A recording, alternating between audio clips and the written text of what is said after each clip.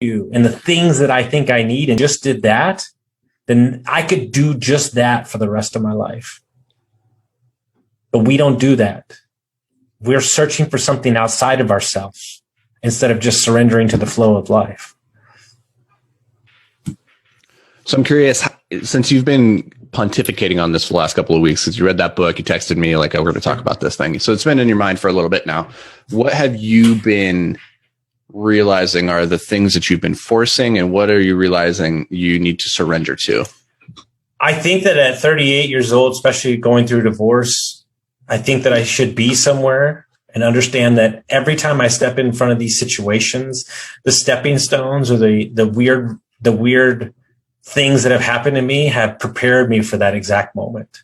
And as I try to move away from hospitality and Airbnb and giving people experiences, that life keeps coming back to me.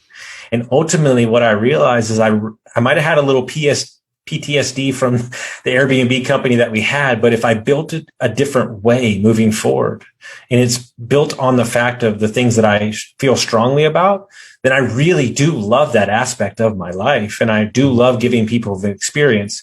But I wanted to move so far away from the restaurant business, the hospitality business, because I did it for so long and had such a bad taste in my mouth that I didn't realize how easy it come to me. And so when you can do things without speaking or like out even thinking, and it's just part of who you are, if I step into that aspect of my life, then I can really create something special and special for other people. And so as I'm getting back to teaching people about Airbnb and teaching people more about hospitality and sales, I'm really finding myself get super excited about digging back into this world and kind of with a new, fresher perspective. Mm-hmm.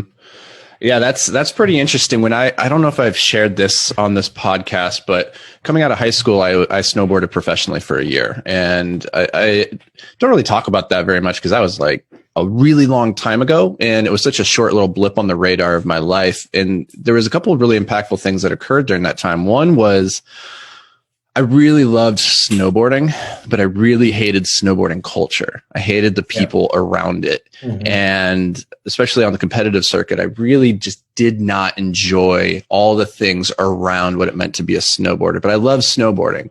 And what happened was that culture started to erode my love for the activity. And I started to equate the two, that snowboarding is this culture.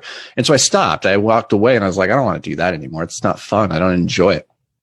And it wasn't the snowboarding that I didn't enjoy, that I didn't love. It was the people, the culture. And I couldn't separate those two things. And it sounds like you went through a similar thing with the hospitality, which was maybe what initially got you into it was like your unique skill